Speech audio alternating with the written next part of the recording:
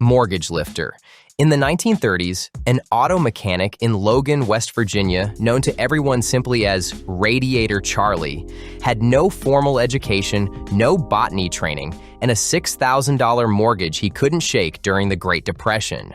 So he planted 4 different tomato varieties in a circle, hand-pollinated the center plant with a baby syringe, and repeated the process for 6 straight years until he had something new, an enormous, meaty, pink-red beefsteak tomato that could weigh up to 4 pounds, big enough to feed a family of 8 with a single slice.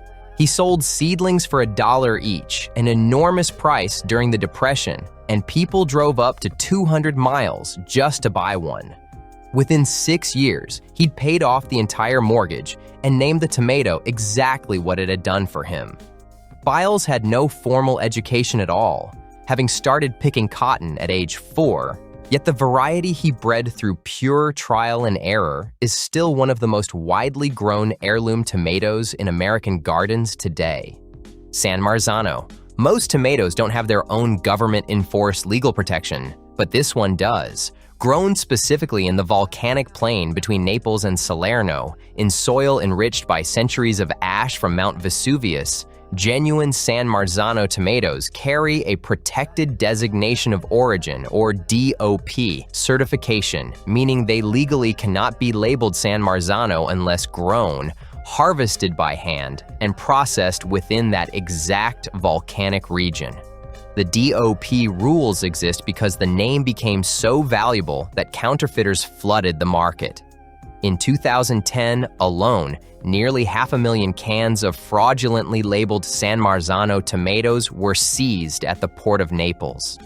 The real thing has fewer seeds, thicker flesh, and lower acidity than an ordinary plum tomato, which is exactly why it's considered the only acceptable tomato for truly authentic Neapolitan pizza.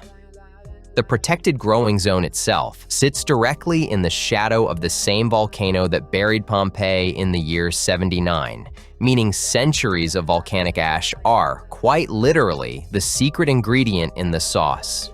Cherokee Purple.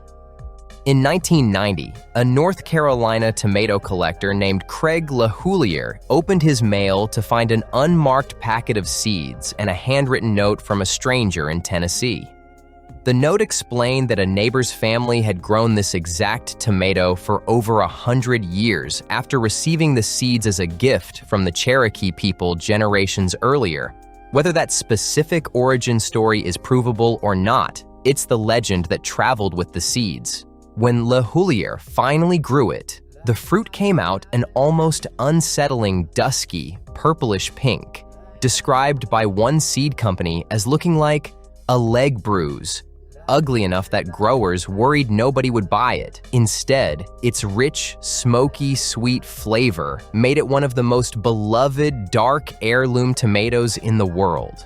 Proof that the ugliest tomato in the patch can also be the best tasting. The purple tomato. Every tomato on this list so far became strange through decades of hand selection. This one became strange in a laboratory. Scientists at the John Innes Center in Norwich, England, took 2 genes from an entirely different plant, the snapdragon flower, and inserted them into a tomato, switching on a pigment pathway that doesn't normally activate in tomato flesh at all. The result is a tomato that's genuinely purple all the way through, skin and flesh, packed with the same antioxidant pigments, anthocyanins, found in blueberries, at levels roughly 3 times higher than an ordinary tomato.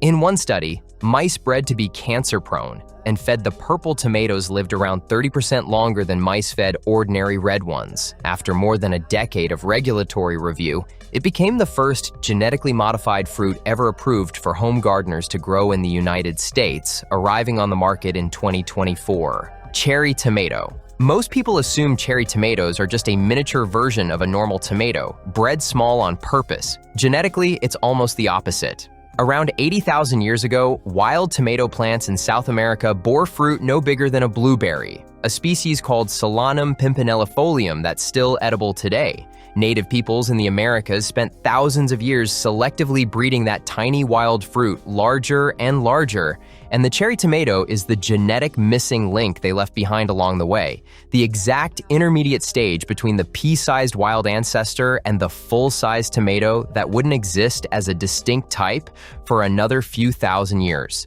That means every cherry tomato on your salad is, genetically speaking, closer to the original wild tomato than any beefsteak Roma or slicing tomato in the produce aisle. A snapshot of evolution in progress that just happened to also taste good enough that nobody ever finished the job. Yellow pear. Long before heirloom became a marketing word, this tiny 1-ounce pear-shaped tomato was already old news.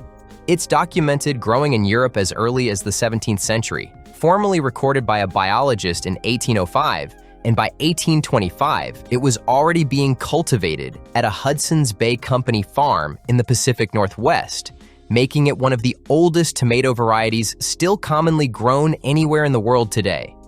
Its shape isn't a coincidence. It comes from a specific gene called ovate, which controls elongated fruit development, the same underlying genetic mechanism responsible for shaping several other unusually shaped heirloom tomatoes. Mild, sweet, and low in acid, it was originally grown less for fresh eating and more for making preserves, centuries before farmers' markets turned it into a novelty snack. Greate White. In 1987, an elderly woman mailed a routine batch of orange and yellow tomato seeds to the Gleckler Seed Company for trial planting. Among them, a completely unexpected beefsteak tomato came up pale, creamy white, the result of a spontaneous genetic mutation nobody had bred for or asked for. Rather than discard the oddity, the company grew it out for several more years and eventually released it commercially as Greate White, now considered the largest and most popular of all the white tomato varieties. Prized for its low acidity and a flavor often described as tasting faintly of melon or guava, proof that some of the strangest tomatoes in the world weren't engineered at all. They were simply an accident someone decided to keep. The world record tomato. Most of the tomatoes on this list are prized for flavor, history, or genetics. This one exists purely to answer a single question: how big can a tomato actually get? In July 2025, competitive grower Dan Sutherland of Walla Walla, Washington, harvested a single tomato of the Domingo variety weighing 16.89 pounds, officially certified by Guinness World Records as the heaviest tomato ever grown, with a circumference of 39 inches, roughly the size of a large beach ball. Incredibly, Sutherland broke his own record twice within the same growing season, having already set a new record just over a week earlier.